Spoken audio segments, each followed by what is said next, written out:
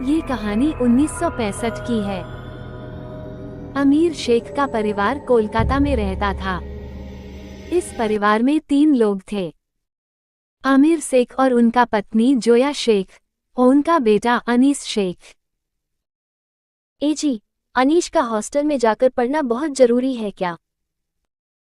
हाँ, बहुत जरूरी है। वो पढ़ेगा तभी तो जाकर बड़ा अफसर बनेगा। मुझे अपने बेटे को अफसर नहीं बनाना। मैं तो चाहता हूँ वो गांव में रहते कुछ काम काज कर ले।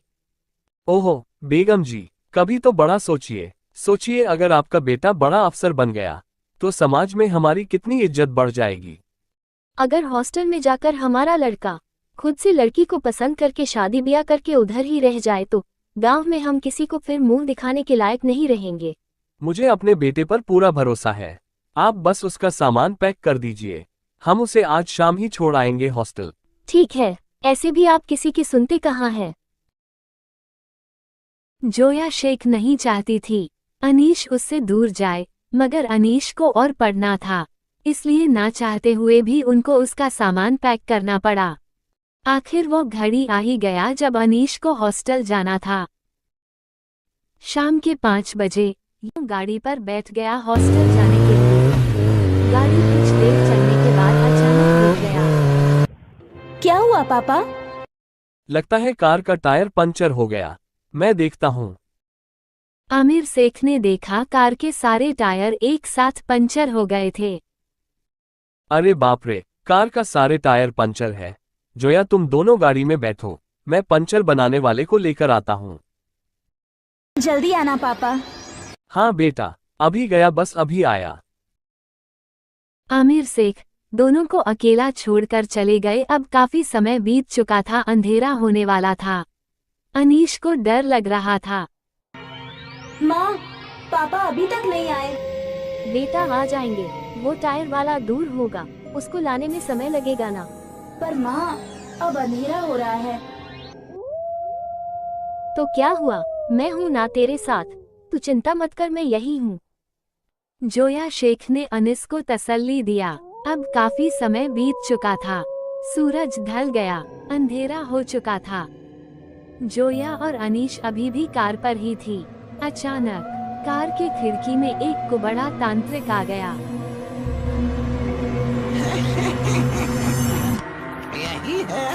यही है वो।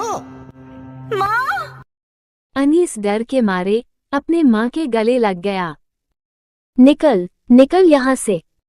जोया ने कार के कांच बंद कर दिया। बेटा घबरा मत, वो कोई पागल है। डर के मारे अनीस अपने माँ के पास घुस कर बैठा। कार की खिड़की के सामने कुबड़ा तांत्रिक नाच रहा था। मिल गई, मुझे वो मिल गई। तुझे जिसकी तलाश थी, मुझे वो मिल गई। कोबरा तांत्रिक नाचते नाचते अचानक कार के खिड़की के सामने आ गया। अनीश ने आंखें खोलकर उसे देखा। कोबरा तांत्रिक एक बोतल निकाला, उस बोतल में से धुआं निकला। वो धुआं कार की खिड़की से अनीश के अंदर चला गया। उस धुआं के अंदर जाते ही अनीश एकदम शांत हो गया और अपनी माँ से अलग हो गया। कोबरा तांत्रिक बाहर जोर जोर से कुछ मंत्र पढ़ रहा था। क्या हुआ बेटा? कुछ नहीं। ठीक है। तेरा काम हो गया, मैंने तुझे आजाद कर दिया तारिका। मैंने तुझे आजाद कर दिया, अब तू जो चाहे वो कर सकती है।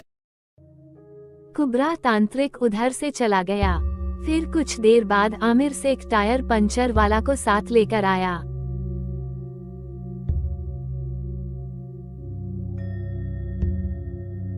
बड़ी देर हो गई आपको। हाँ, 4 किलोमीटर पैदल जाना पड़ा। पंचर वाले ने एक एक करके चारों टायर के पंचर बना दिए। फिर वह पैसा लेकर उधर से चला गया। क्या हुआ, अनीश सो गया क्या? हाँ लगता है, कुछ देर से कुछ बोल नहीं रहा है। बेटा अनीश उठ जा, चल हम लोगों को तेरा हॉस्टल जाना है। अनीश ने अपना आंखें खोल दी। मुझे हॉस्टल नहीं, घर जाना है। अरे यह क्या बात हुआ, सुबह को तो तू ही हॉस्टल आने का जिद कर रहा था। मैंने कहा ना, मुझे घर जाना है। पहली बार मेरा बेटा मेरा मन का बोल रहा है। आप जिद क्यों कर रहे हो? चलिए घर वापस चलते हैं। ठीक है, कल देखते हैं, शायद अनीश का मन बदल जाए। आमिर शेख ने गाड़ी को घुमा दिया घर की ओर। कुछ देर के बाद वो लोग घर पहुंच गया।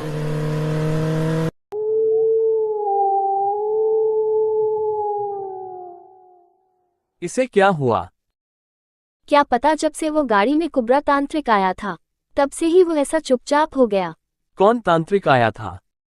तुम्हारा जाने का बाद गाड़ी में एक कुबरा तांत्रिक आया था। अनीश को घूर घूर के देख रहा था। क्या क्या मंत्र पढ़ रहा था।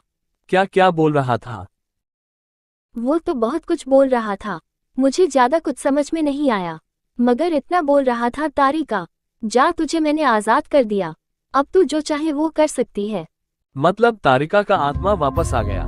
जोया, तुम्हें पता नहीं अनीश कितने बड़े मुसीबत में फंस गया है। तुम तुरंत जाओ, पीर बाबा को बुलाकर ले आओ। नहीं नहीं, ऐसा नहीं हो सकता।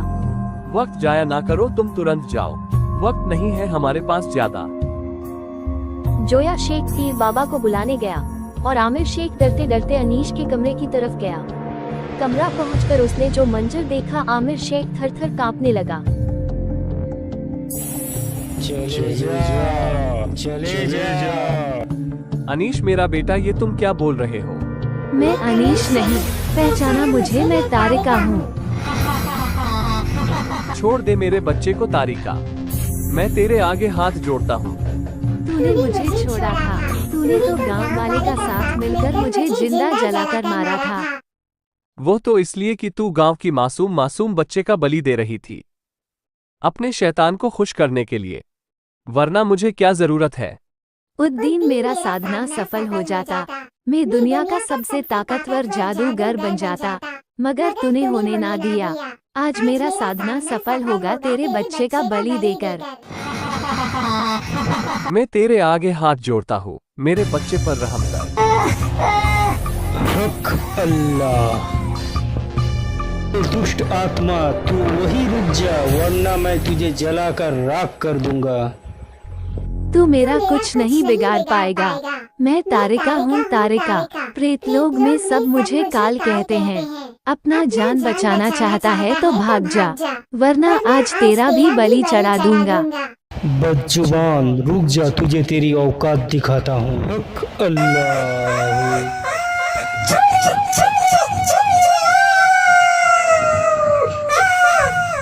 ए दुष्ट आत्मा, तेरा खेल खत्म।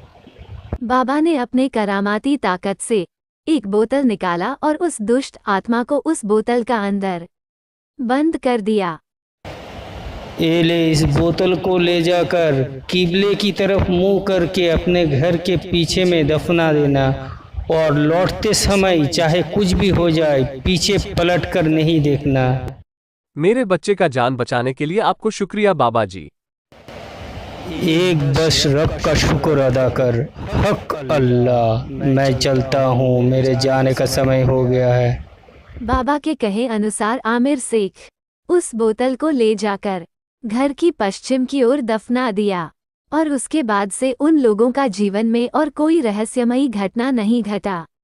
दोस्तों, आज की कहानी अगर आप लोगों को पसंद आया तो एक कमेंट जरूर कर देना और हमारे चैनल को सब्सक्राइब करने ना भूलना। मिलते हैं फिर कोई अगला वीडियो में, तब तक के लिए खुदा हाफिज।